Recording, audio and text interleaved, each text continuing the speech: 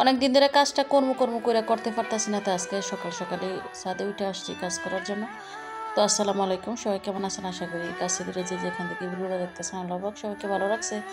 আলহামদুলিল্লাহ আমি ভালো আছি।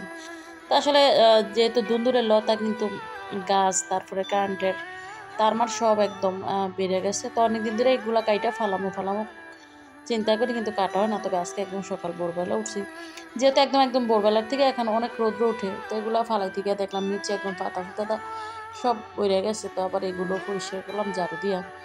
আসলে একটা কাজ করতে গেলে দেখছি অনেকটা সময় যায়, মানে অনেক কিছু করা লাগে সাথে।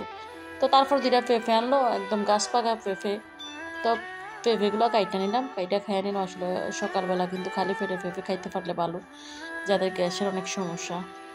তো এই তো আবার হ্যাঁ, রান্না বান্নার সময় হয়ে গেছে, যেহেতু অনেকটা কাজ করছি সকালে, অনেকটা সময় গেছে গা। তো এর মধ্যে আবার দেখা গেছে মাছটা ফ্রিজ থেকে নামিয়ে নিলাম, আর এই যে প্লেট বাটিগুলো ধুইলাম।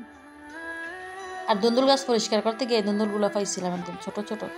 চিন্তা করলে ছোট কচি দুন্দুল দিয়ে কিন্তু মাছ দেওয়া খুব ভালো লাগে।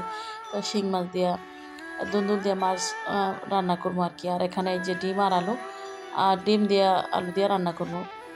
তো প্রথমে কিন্তু মানে ডিমটা বাজা নিতেছে, আর আলু ডিম সুইলা সব কিছু রেডি রাখছে আর কি। তো ডিমটা একটু লবণ আর একটু হলুদের গুঁড়া দিয়ে বাজছে আর কি। তো আসলে যেহেতু ভাজাভুজির কাজ, তো একসাথে চিন্তা করলাম যেহেতু মাছটা ভাজা লাগবে, ডিমটা ভাজার পরে কিন্তু সাথে সাথে মাছটা ভাজা নিলাম। আর কড়াইটা যেহেতু একটু নতুন, মানে সব কিছু বাজতে গেলে না একটু মনে হয় যে ভাঙা ভাঙা যায় আর কি। কিছুদিন রান্না করার পরে ঠিক হয়ে যাবে। মানে নতুন কিছুর ভিতরে মানে কিছু বাজতে গেলে এরকম হয়। তবে কড়াই যত ফুরনো হয় তত কিন্তু ভাজাভুজি সুন্দর হয়। তো আলুটা কিন্তু আমি হাতে বাইঙে নিয়েছিলাম। আসলে হাতে বাইঙে এভাবে আলু দিয়ে ডিম দিয়ে রান্না করলে ছেলেমেয়ের খুব পছন্দ। আসলে ছেলেমেয়ের পছন্দ, আমারও খুব ভালো লাগে এই রান্নাটা। যে হাত দিয়ে একদম আদা ভাঙা করে বাইঙা, মানে তারপরে রান্না করলে। তো এখানে যে জলের জন্য পানি দিয়ে দিলাম, আলুটার ডিমটা কিন্তু একসাথে কষা নিছিলাম, কষাই এখন জলের জন্য পানি দিয়ে দিলাম আর কি। আর উঠাই এখন দিয়ে দিলাম জিরার গুঁড়া। আসলে তরকারিটা উঠানোর আগে ডিম তরকারি তো অবশ্যই জিরার গুঁড়া দেওয়া লাগে, নাহলে একদমই ভালো লাগে না। আর যেহেতু আলু তরকারি, জিরার গুঁড়াটা দিলে কিন্তু খুব ভালো লাগে।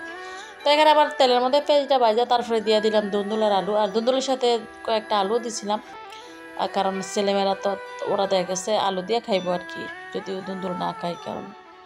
তো এখানে আবার মশলা দিয়ে দিলাম কিছুক্ষণ ভাজা, তারপরে একটু আদা রসুন বাটা, লবণ, হলুদের গুঁড়া, মরিচের গুঁড়া আর ধনিয়ার গুঁড়া দিয়ে এখন একটু ভালোভাবে তাইলে ভাজা নিব আর কি। পানি দেওয়া লাগে না, যেহেতু দুন্দুল পানি উঠে যায়, এই কারণে আর পানি দিলাম না আর কি। তো দেখেন এগুলো কিন্তু একটু পানি দিয়ে নেই, দুন্দুল থেকে উঠছে।